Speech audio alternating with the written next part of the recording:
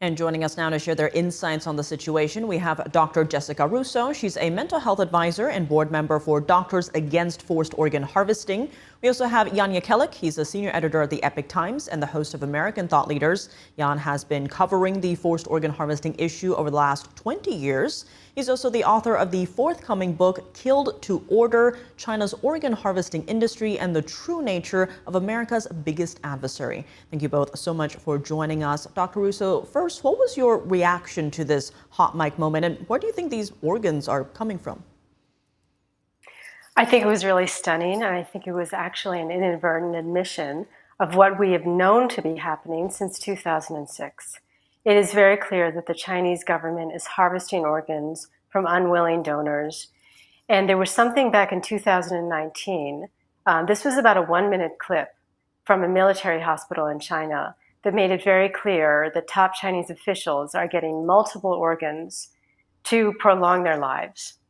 So we're hearing this again. And it was actually during the COVID pandemic where we heard something about someone in the top echelons of the CCP who had died and had multiple organs. So we know what's happening in China. The donation rate is extremely low. We know these are coming from unwilling people, their own citizens. And Jan, your reaction to the hot mic moment? I mean, it's kind of shocking that somehow this got hot mic'd. But, you know, we've known for basically since 2006 that this horrific practice of taking organs, you know, involuntarily from prisoners of conscience is happening. And, you know, the thing that just struck me so hard is it's really just been the cost of inaction that has, you know, allowed this to basically keep going. There's ways to kind of slow it down at least, if not stop it. But this is, I mean, it even hit me hard, and I've been covering this, as you said, for 20 years. It's unreal. And Jan, staying with you quickly, the London-based China Tribunal concluded in 2019 that Falun Gong practitioners were the primary victim group of forced organ harvesting in China. Now, this ties directly to the transplant industry that she has perhaps unwittingly put under the spotlight. Could you walk us through more of the China Tribunal's findings? Well, the China Tribunal was extremely important. It was actually a comprehensive review of all the evidence that had already been found, and also finding, you know, basically the experts that were out there and even some whistleblowers who hadn't come forth before to basically put together the comprehensive picture of what happened. It was, you know, run by Sir Jeffrey Nice. It was something that he prosecuted Slobodan Milosevic back in the day. And it was done, wasn't done under legal authority, but it was done as if it were done under legal authority with kind of the highest bar for evidence. And just, you know, a few of the things they found, I mean, the sort of the best estimates for the number of organs being transplanted, something 60 to 100,000 a year. You know, and really with no real credible organ donation sources. I mean, as of 2015, there's supposedly some kind of real organ donation system that's happening, but work has actually shown by researchers that these numbers are kind of a perfect quadratic equation. So basically, they invented the numbers. So that's a huge amount. Add that up. You know, we've got incredibly short wait times. I mean, people were going to China within 2 weeks and scheduling a heart transplant. So you know when someone's going to be dead. And this is not one instance. This is many instances. You know, there's also this kind of massive infrastructure development that happened immediately after '99. So this is why that's relevant.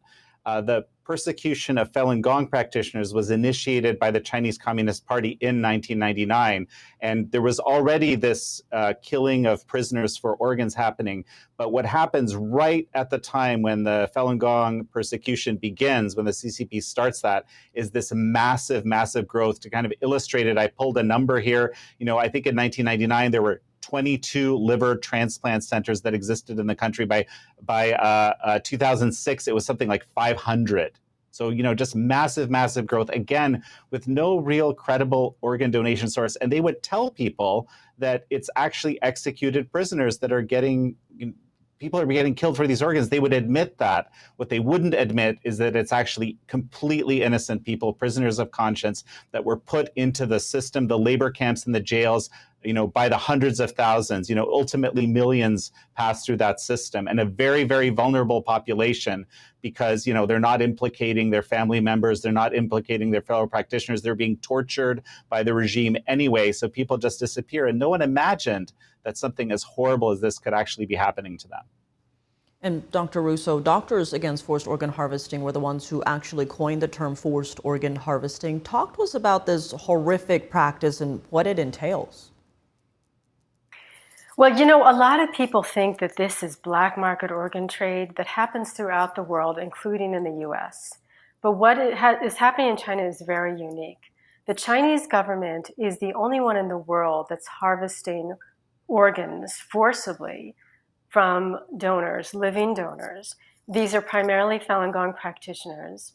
This goes back to 2006, all the evidence we have here. As Jan suggested, shortly right after the persecution of Falun Gong started in 1999, we see this boom in the transplant industry. We know that the donation rate in China is very, very low. It's about 0.03%, which is only about 300,000 people, just over that. The government had suggested in 2014 that by 2015, they would stop using criminal prisoners. They never acknowledged using prisoners of conscience. But this never happened. What we heard at some point during 2015 was that criminal prisoners would be in the donation list. Because, of course, they have a right to donate if they want. That was the idea. So the Chinese government has not made any kind of effort to stop what they're doing. And they're certainly not admitting that these are prisoners of conscience, primarily Falun Gong practitioners, Uyghurs, Tibetans, House Christians.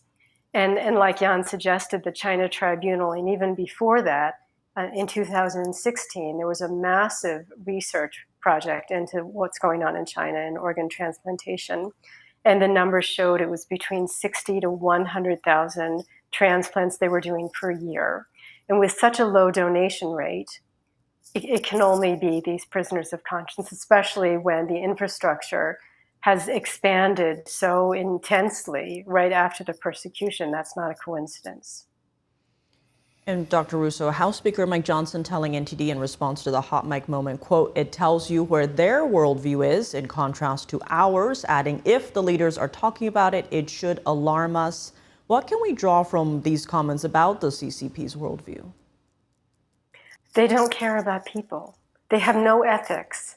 The idea that we are working with them, that we have been trading with them since 2021, it's really unconscionable. It's so hard to believe that we would be working with such an inhumane government. I wouldn't even call them a government. This is a regime that's anti-human. So we really have to be careful. One of the things that really puts us in such a precarious position in the United States, as well as in many other Western countries, we are training Chinese physicians who will likely go back and commit these murders. And we have pharmaceutical companies in the West, primarily in the US actually, that are providing materials for China's transplants. And we have medical supply companies also providing materials and products for China's transplants. So we don't want to be complicit in this. There's a bill now that's in the Senate. It passed earlier this year in the House called the Falun Gong Protection Act. It's the first bill to address forced organ harvesting of the primary group, Falun Gong practitioners. And it not only will serve to save lives, but it will also help to protect US interests.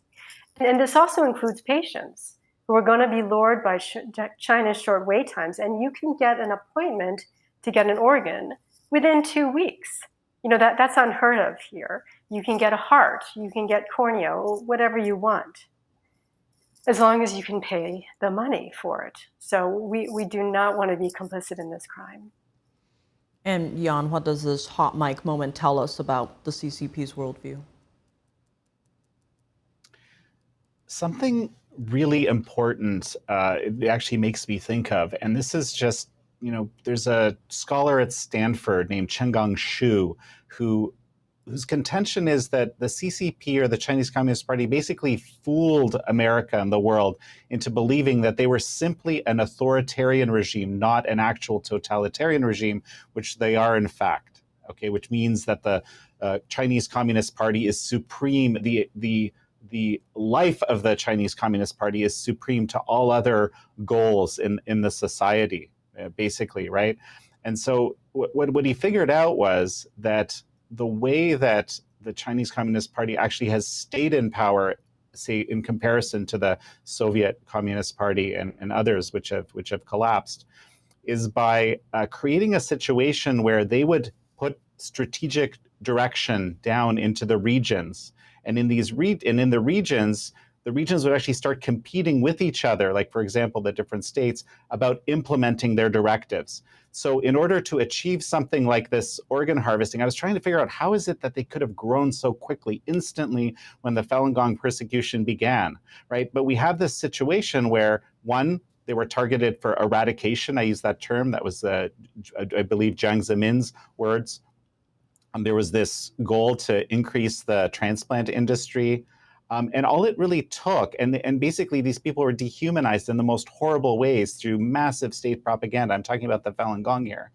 And so all it really took was one very evil person in one of the states, I even have a theory about who that is, I won't say it right now, to basically say, hey, wait a second, we can actually, get rid of these people, and we can actually monetize this, and we can grow our industry. I mean, it's win-win for everybody. That's think about the evil of that mentality, right? And at that moment, when that system or that region became successful, everybody else looked and said, my God, we have to play ball. We have to get on board with what's happening here, because he's fulfilling the Communist Party's objectives so well, right? And so we had this massive boom. I think that's what happened. But I think this really illustrates this really weird and twisted mentality that we just kind of missed. In an authoritarian regime, there are actually independent structures, and like Taiwan, right? They can actually shift away from being totalitarian, from following the communist way. But in the communist society, everything ultimately is controlled by the Chinese Communist Party, despite there being this kind of market